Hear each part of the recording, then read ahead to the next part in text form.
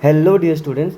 तो जैसे कि हमने लास्ट वीडियो में क्वाड्रेटिक की एक अप्रोच करी थी जहाँ से हमें मिडिल टर्म करके आंसर मिल रहे थे, तो उसी से मैंने दो रूल्स यहाँ पे बनाए हैं। जैसे कि आप देख सकते हो, फर्स्ट केस में x का कोफिशिएंट अगर b नेगेटिव होता है तो हमारा वो रूल होगा रूट्स निकालने के लिए b/2 plus minus under root b/2 का होल स्क्वायर माइनस सी।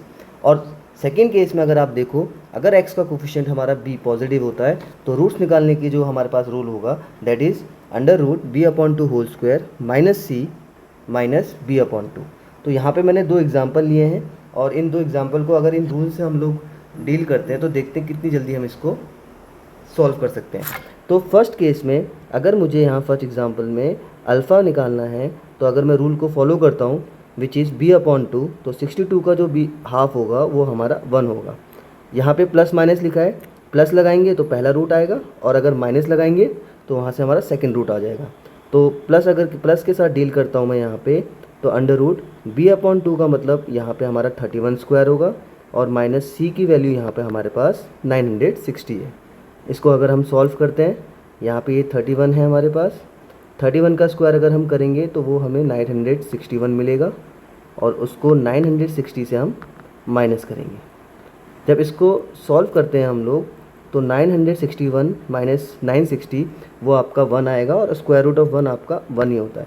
तो यहाँ से जो पहला रूट हमें मिल रहा है which is alpha that is 32। Beta निकालने के लिए हमें कुछ मेहनत नहीं करनी, क्योंकि हमने अभी जैसे पहले बोला था b/2 जो हमारा आंसर होगा, प्लस करेंगे तो हमें वो पहला रूट देगा और इसी में अगर हम माइनस कर देंगे ये वाली वैल्यू 1 वाली जो हमने कैलकुलेट करके निकाली, उससे हमारा सेकेंड रूट आ जाएगा। इट मीन्स यहाँ पे जो अल्फ़ा और बीटा की जो वैल्यू है विल बी 32 एंड 30। ये इस क्वाड्रेटिक के रूट्स हो गए। इसी तरीके से अगर हम सेकेंड एग्जांपल सॉल्व करते हैं सेकेंड केस का, तो यहाँ पे हमें b और c वैल्यू दी है 32 एंड 192। तो यहाँ पे अगर मैं इस फॉर्मूले को फॉलो करता हूँ, यहाँ पे भी दो केस हैं। अगर प्लस के साथ सॉल्व करता हूँ तो यहाँ पे मुझे एक अल्फ़ा वैल्यू मिल जाएगी और माइनस के साथ सॉल्व करूँगा तो वहाँ से मुझे बीटा की वैल्यू मिल जाएगी। ठीक, तो यहाँ से अगर मैं पहले प्लस के साथ सॉल्व करता हूँ तो यहाँ पे स्क्वायर रूट लगाते हैं। b/2 का स्क्वायर हमारे पास 32 है तो इसका हाफ 16 का स्क्वायर हो जाएगा, माइनस c हमारे पास कितना है 192, ये स्क्वायर रूट के अंदर है, और माइनस फिर b/2 लिखा है दैट इज़ 16। फिर यहाँ पे अगर हम थोड़ा सा सॉल्व करें, अंडर रूट 16 का स्क्वायर आप सबको पता है 16 का स्क्वायर 256 होता है। तो 256 को अगर हम 192 से इसको सब्ट्रैक्ट करें और माइनस में यहाँ पे हमारा 16 भी दिया हुआ है।